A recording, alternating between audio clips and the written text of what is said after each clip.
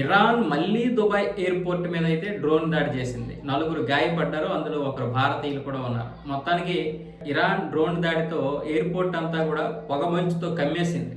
విమాన రాకపోకలు మళ్ళీ మొదలయ్యాయి దుబాయ్కి. అలా మళ్ళీ మొదలైతే దుబాయ్ మళ్ళీ మునుపటిలాగే ఉంటుంది.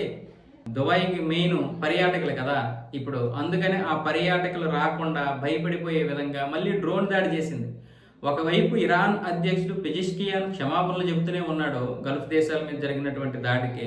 మరొక వైపు ఏమొచ్చేసి ఐఆర్జీసీ ఇతర దళం ఏమొచ్చేసి ఈ విధంగా దాడులు చేస్తున్నారు. ఇదంతా ఒక పగడ్బందీగా అనమాట. అంటే అమెరికాని ఒత్తిడి తీసుకురావాలి, అంటే అమెరికా పైకి ఒత్తిడి తీసుకురావాలి, ద సేమ్ టైం గల్ఫ్ దేశాలను కూడా ఇబ్బంది పెట్టాలి. అది ఇరాన్ యొక్క ముఖ్య ఉద్దేశం.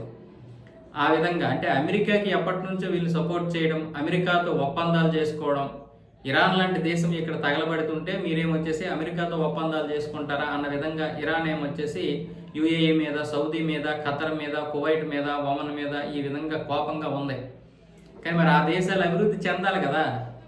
మీరు కూడా అదే విధంగా అభివృద్ధి చెందే దీని మీద ఆధారపడితే బాగుండేది. మీరేంటంటే ఉగ్రవాదం మీద ఆధారపడ్డారు.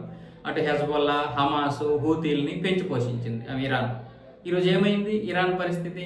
సొంత దేశాలే తోడుగా రావడం లేదు ఉగ్రవాదాన్ని నమ్ముకోవడం వల్ల. అందుకే ఇరాన్ మీద దాడి చేయడం లేదు, కానీ ఇరాన్కి సపోర్ట్ కూడా చేయడం లేదు. ఎందుకు? అది ఒక ఉగ్రదేశం అన్న విధంగానే. ఈరోజు ఉగ్రదేశాలు ఏవైనా సరే అంతే. సౌదీ అరేబియా పాకిస్తాన్తో ఎందుకు ఒప్పందం చేసుకుంది? పాకిస్తాన్ దగ్గర సైనిక బలంతో పాటు అణ్వాయుధాలు ఉన్నాయి. ఈ అణ్వాయుధాల కోసం ఈ ఒప్పందం చేసుకుంది. ముఖ్యంగా సైనికులు కావాలి సౌదీ అరేబియాకి. ఆ సైనికులు సౌదీ అరేబియాకి చెందినటువంటి వారు ఫ్రంట్ లైన్లోకి వచ్చి పోరాటం చేయలేరు. పాకిస్తాన్కి ఆ ఇది ఉంది. అందుకనే డబ్బులు ఇచ్చి మరీ కొనుక్కుంటున్నారు.